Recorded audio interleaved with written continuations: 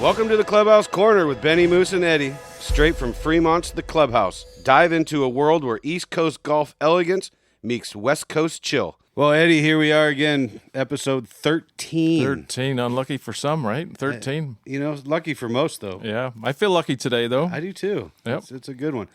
It's been a great season. This is our final episode of season number 1 of the Clubhouse Corner. Yep. It's been a lot of fun. We've had some really good guests. Great ride, great conversations, great guests. We've got another great guest today. We do. I can't wait to introduce them. Awesome. Again, thank you to our sponsors, Trumer Pils. Yep. The perfect Pilsner. Yeah, the most awarded Pilsner in the world. Good stuff. Berkeley Tap Room. Go check it out. Go check it out. It's pretty special up there. And thank you to Mike Peters and Bear Companies. Without those two, the show probably wouldn't have been possible. So Thank you guys. It's been an amazing season. We look forward to hopefully doing it again in season number 2. Season 2 coming up.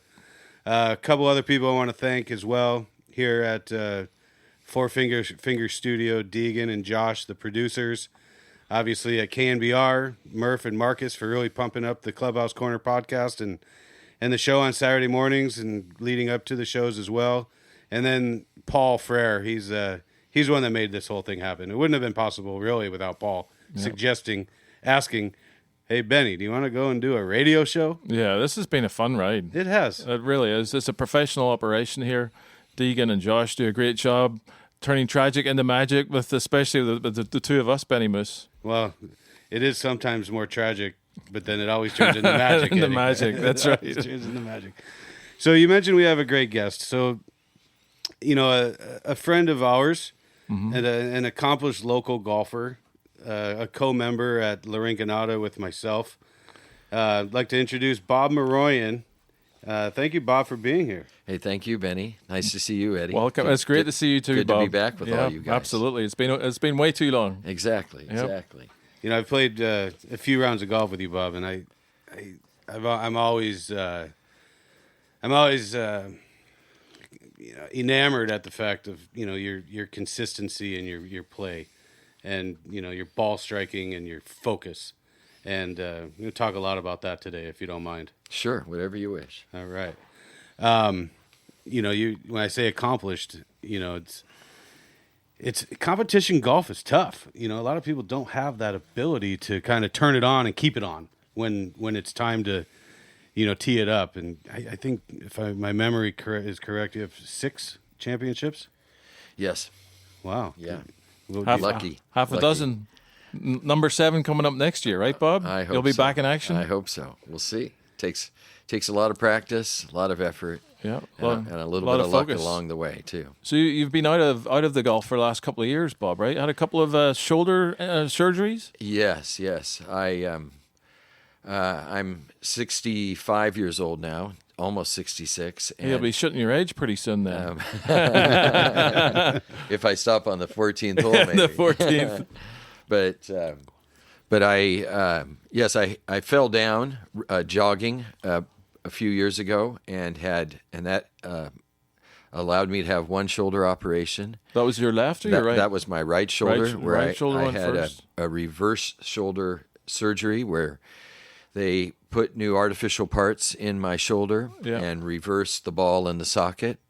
And then I was recovering about 10 or so months after that, and somehow my left shoulder gave out, which is another story, and it required another operation. Wow. So I went around the calendar twice for about 2.5 years doing the same damn things in physical therapy, and finally it came around, and now it's about 80% there. Right.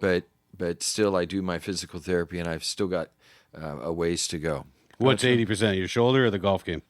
My shoulder. Okay. Yeah, All my right. shoulder. Yeah, I was going to say your golf game is pretty spot on. Well, but without shoulders, it's pretty hard to play golf. Yeah, right, exactly. It really is. I would say so. So, going back to the let me back up one quick second. Do you think the left shoulder was what they call a red heron? Where, what do you think happened there? I don't know. It was really interesting because when you recover from one shoulder operation, you're always working on the other shoulder. And so as I was working through these exercises for 10 months, I'm thinking to myself, I'm watching my right shoulder, and I'm trying to get that shoulder well, while at the same time, my left shoulder was doing all the same exercises. So I thought to myself, my left shoulder is going to be studly, right? It's going to be a hell of a shoulder. But it gave out. And then all of a sudden, one day, it just gave out, and it was serious enough where I recognized that I felt the same things I was feeling on the prior shoulder. Wow. And the way all these surgeons work is they say, let's get an MRI. So you go for the MRI. The MRI came back, torn again, back into surgery. So frustrating. It was really difficult. So there's light at the end of the tunnel now. You got 20% to go, and you'll be back chipping and putting first?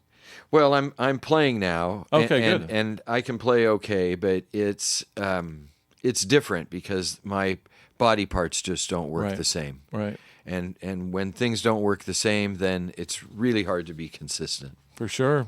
Yep. So it's work in progress. Well, I think I speak for a lot of people. They're really happy to have you back on the course. Well, thank you. It's nice to be back. We all love golf, and it's not just about the scores that we shoot, but it's about the camaraderie and the fellowship and the good times. 100%. Absolutely. Yeah.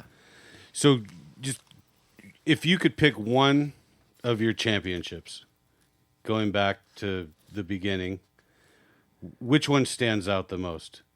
Is it the first one? Is there one in between? Yeah, it would probably be the last one, because at that time I was maybe 62, give or take. Recently, 3 years. Mm-hmm. Yeah, about 3 years ago, 4 years ago, in 19, I think.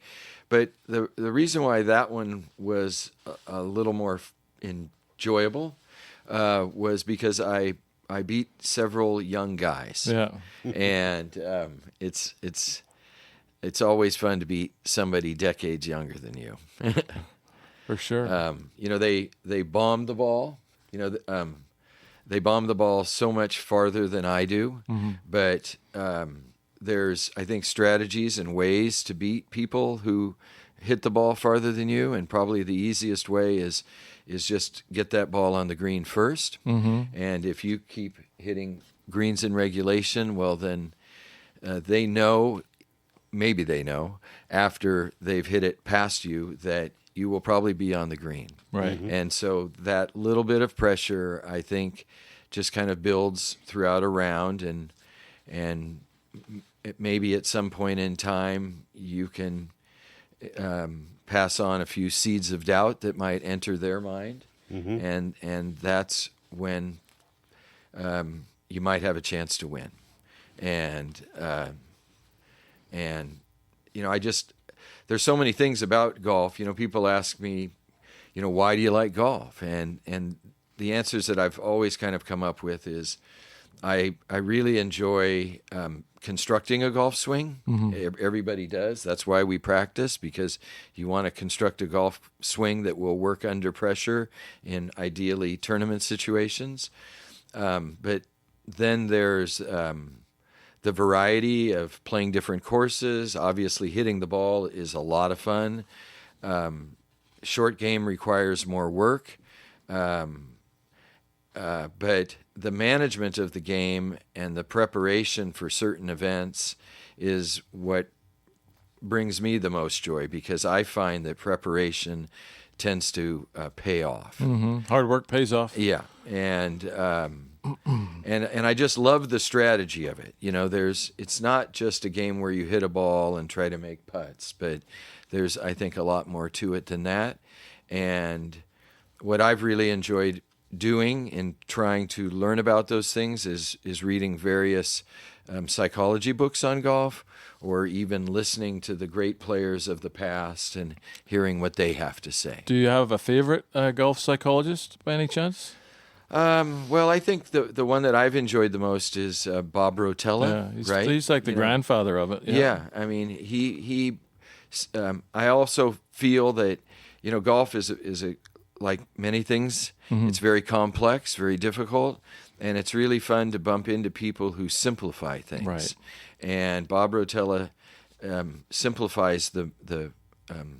the management aspect of the game. Right. Bob Rattel has been a big topic of conversation on a few of our episodes.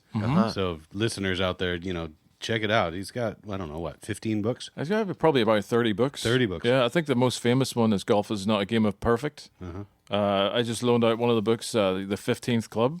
He's got a lot of books. And small little reads too, but very simple. One of our favorite acronyms is KISS, Keep It Simple, Stupid. So, yeah, he does a really good job of clearing out all the junk that's in your head and kind of focusing on what you're supposed to focus on. And he's good to go back and review as well. You know, you don't just put it on the shelf and forget about it. You know, I go back and read little snippets that I need to remember and remind myself of sometimes as well. You know, Bob, you mentioned you like the preparation side of golf, whether it be recreation, but more importantly, competition. And, I remember when you were laid up on your second shoulder, we had a conversation at the club, and I said, you're probably meditating your way to recovery, and you've envisioned this golf course 1,000 times or more, and you're going to come back stronger than ever. And I think you kind of accomplished that. So what do you do to mentally prepare? Well, that's a great question. I think you got to keep it simple, but I think there's certain doors you have to go through. I think the way most people do it is they simply practice their golf game, and that's certainly a good one. But when you do practice, I think you should practice more short game and putting rather than just hitting balls. Oh, yeah. So that's one thing. The second thing is I like to prepare physically. By that I mean by doing golf exercises, by staying in shape, keeping your back strong, injury prevention type stuff. And then the third part is the mental part. I try to derive plans on how to play certain courses based on course characteristics. I concentrate on many of these course management strategies that help when rounds start going sideways, because you can almost expect the round to go sideways many times in a round. Yeah, that's a good point. You need to be prepared for that. Jack Nicklaus always talked about he has a go-to shot when it goes sideways. My personally is a punch shot. I can always rely on that punch shot. If I'm not comfortable, I'm nervous, I can always pull that shot off. It doesn't have to be pretty. It just needs to be functional. Absolutely. It's a great point. Just make it effective. But so for me, Benny, it's about practicing, it's about preparing your body, and then it's about preparing your mind. Mm-hmm.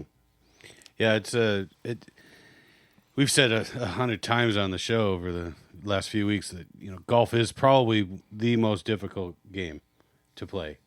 The ball's just sitting there. It's not a 90-mile-an-hour fastball coming at you or a cutter that's breaking 2.5 feet across the plate.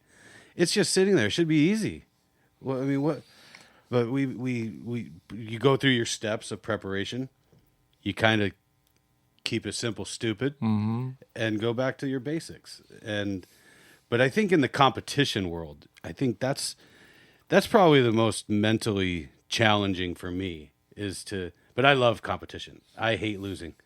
I can't stand it. But it's definitely a preparatory factor to be able to be ready to do that against the best golfers, and then to your point, to compete with a consistent, but in your own mindset, and not be distracted or intimidated by the long bombers or whatever it may be. Exactly.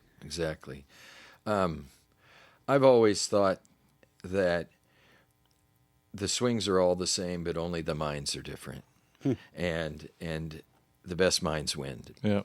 In general, and that's true in every sport, though, right? I mean, like for instance in golf, everybody wants to design for themselves a beautiful golf swing like Adam Scott that just works super, or a Tiger Woods or whomever else, Tom Weiskopf. But I think in a competition, sometimes the people who play the best are the people who have goofy golf swings with really good timing. They know themselves, they know their strengths, they know their weaknesses, they know their tendencies and parameters, and they always play within themselves, and that goofy golf swing that you saw on the first hole may shoot a heck of a score that day. And so you don't need a pretty golf swing. That's right. You need a functional golf swing. You just need a functional golf swing that you can rely on. And that you know, and that's repeatable. That's right. You know, the word that gets lost in so many rounds of golf or on the range is just the word consistency. You know, if you have the goofiest golf swing in the world, and we all know people who do, professionals, but if that swing is consistent, you don't want to play that guy, right? Repeatable. Or that lady, or whomever. At the Clubhouse, we have the Sam Putt Lab, which is the world's leading putting analytical tool, and it measures what you do when you putt, but also measures your consistency. And they define your overall score in it as the consistency is 50% of their overall score. And they say that a consistency of repeatability is almost as important as what you're actually doing. So absolutely, yeah, good point. You had mentioned, Eddie, you referenced Jack Nicklaus a few minutes ago. And the rumor has it, our guest here, Bobby, has a pretty good Jack Nicklaus story that he's That's willing right. to share. Bobby shared this story with me probably about 5 years ago. Fascinating story about Jack Nicklaus golf equipment. Do you mind sharing the story with us and the viewers? Sure, I'll give it a try. So this story began with, let's say, my love for muscleback irons, especially the McGregor Silver Scott irons that were built in the 70s. So about 10 years ago, I saw an ad and a photo in a golf magazine for muscleback irons. And so one late afternoon, as I was leaving work, I decided to try to call this 800 number. So I did, and I didn't even know where I was calling. And I ended up calling Florida, where a fellow by the name of Tony Pando answered the phone. And we spoke for a while. And finally, I asked him, I said, Mr. Pando, who am I calling, and who do you work for? Right. And he said, I work for Jack Nicklaus. So I thought to myself, well, that's really something. And so I asked him about the irons in this one particular ad, and he said that those irons were the last custom set of irons ever made for Nicklaus. And I then asked him, well, are any for sale? Are any still available? And he said, there might just be 2 or 3 sets left, but otherwise they're all gone. Mr. Nicklaus passed them out to his friends. So I asked if he could just check his inventory, and he got back to me a week or two later, and he said, I found a set. And so I said, well, isn't that something? How might I look at them if you would be interested in selling them to me? And he said, well, I'm not interested in shipping any of these, but I'll send you just the 3-iron. I don't want you to hit it at all, but if you like it, I'll sell you the set, and we'll go from there. So the 3-iron came in a nice box a few weeks later, and I looked at it, and immediately I said to myself, this is a hell of a set of irons. So I asked him if he would sell me the set, and he said he would. So I was thrilled. They arrived a few weeks later. I used them for about 5 years, and they were just beautiful to play with. And they were just like the old McGregor Silver Scots, except even better. And I was told that they came with Nicklaus's favorite characteristics, which were a thin top line, a rounded toe, and diamonds on each end of the score lines on the club itself. And I had seen these before in the 70s when all the greats were using McGregor equipment.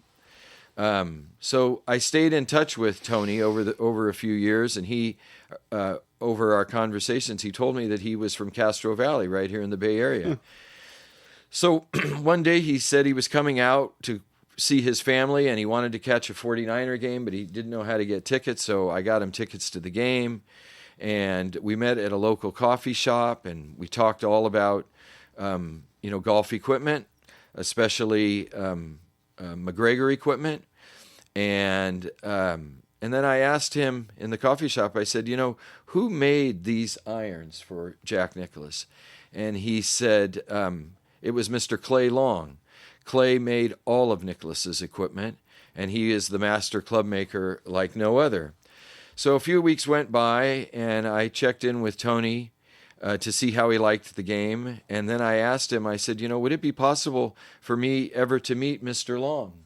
And he said, sure, I'll give him a call and make the introduction, and then you can call him, and he'll expect your call. So I was thrilled. So I ended up calling Mr. Long myself. We spoke about historical muscleback irons and all the McGregor pros who used to use that equipment. And then I asked him if I could come down and visit with him one day and talk to him about possibly making a set of muscleback irons, because that was my goal, was to make a real high-grade set of muscleback irons. Personal. Which I wanted to sell to others. And so he said, sure, come on down. So I did come down to Carlsbad, met with him. He was at that time hired by TaylorMade to make some wedges for TaylorMade. He was their consultant. And so we had a wonderful meeting. I went down with my son, Matt. We met for hours talking about how we could make this set. He was more than willing to do it. He said we had to leave the country to do it. It would probably cost about $300,000 for the first set. But he cautioned me about how slim that market is. He said not too many people would find value in a set like that. But he said if I wanted to give it a try, he would be willing to do so. Well, as it was, we never did it for all those reasons. Now, Clay Long also, one of his additional specialties is that he makes putters too. And he made the response putter that Nicklaus won the 1986 Masters with. That very large 6-inch putter. Well, after Jack won that Masters in glorious fashion, all of a sudden the next day there were hundreds of orders for that putter. And in the next year they sold over 350,000 putters of that type. And so that was really interesting. And Clay's website, by the way, is still up and running. It's called rollyourball.com. Rollyourball.com. That's a good website. So anyway, after we spoke that day in his office, he then took me back to his industrial building where he was located, where there were grinders and lathes and wheels and all kinds of stuff in there. And we furthered our conversation, and then I saw on these shelves there were some brown boxes, and one said Arnold, the other said Greg on it, the other said John Mahaffey, Johnny Miller, Tom Weiskopf, and then there was one box that said Jack. So after I saw all these other players' irons that he had made, I said, can we open up the Jack box? Okay? And so in opening it up, all of a sudden there were a set of irons identical to the one that Tony had sold me 5 years before. Wow. And I said, I knew they were the same because they said JNP, which stood for Jack Nicklaus Personal. And I said, what set is this? And he said, this is set 0. Wow. This was the set that Jack approved so that more sets could be made for his benefit. So anyway, at the end of the day, we shook hands, and I had one of the greatest educational golfing days of my life. And I ended up flying home with a few sand wedges and putters. But before I left him, I said, Clay, may I ask you something? And he said, sure. And I said, if by chance, I don't mean to be too forward or anything, but if by chance you ever want to get rid of that one set of irons, the first set of JNPs, would you call me first? And so he said, yeah, maybe. And so I didn't press it at all. But then a few months went by, several months, and he called my office one afternoon, and I was thinking, why is he calling me now? And then he said, I want to talk to you about what you asked me. And I'm thinking, well, what did I ask you? He forgot. Okay, so anyway, he said, I've thought about it for a long time, and I'm ready to part with those irons now. And I said, oh my gosh, the set 0 of the JNPs. And he said, yep, I'd like for you to have them if you'd be interested. So then I asked him, well, how much would you sell them to me for? And he said, $750. But they're not shafted. So I said, send them up. Sold. Send them to San Jose. So, Benny, I bring to you that set of irons. No kidding. And here they are. I know the folks on the radio can't see them, but here they are. I have the 2-iron through sand wedge. And they are absolutely something. Look at that 7-iron. Wow, look at those. Those are sexy. Isn't that a fascinating story, Ben? Yeah, that is incredible. Bob shared this story with me years ago in the pro shop at La Rinconada, and I was just blown away. Absolutely. And then he brought me in the clubs and showed it to me. Really cool. I think that's the best set of irons I've ever seen. From the greatest golfer that's ever played the game. But it's a credit to Clay Long. Wow, that is really cool, Bob. Yeah. Really this is I'm holding like a piece of history here. And so if you look at these also in the center, Mr. Long told me that Mr. Nicklaus wanted to know exactly where every sweet spot was and the gram weight of every club. Wow. And so Clay marked them all up, and I haven't touched them, and here they are. Wow, Bob, that is really, really cool. Yeah. Super special. Thanks for sharing. Yeah, you're more than welcome. And those are probably some of the best looking clubs I've ever seen. I mean, these diamonds, I didn't know what you were talking about. Yeah, so there they are, the diamonds on the end of each score line. I don't know if you can see this on the camera, but if you're watching the podcast, check this out. The diamonds along both sides here, the center spot right there. Wow. Look how clean those are. You've kept them in great shape, too. Oh, yeah, well, they're... Wow, Bob, that's protected inside the house. You got those in a vault somewhere? Because those are... Yeah, I mean, and people ask me, I share them with all my golfing friends, and they say, are you ever going to shaft them? Yeah. And I just don't know yet. Right. I just don't know yet. I don't know that you should. I don't know. Wow. I just don't know. That is... I feel very lucky to have them. Yeah. Well, we feel lucky for having heard the story. Thank you. Yeah, you're more than welcome. My uncle used to be in the shoe business, and he made a pair of golf shoes for Jack Nicklaus, so at his house. Fantastic. And we were kind of running short on time, but that's a pretty. I'll tell you that offline. All right, wonderful.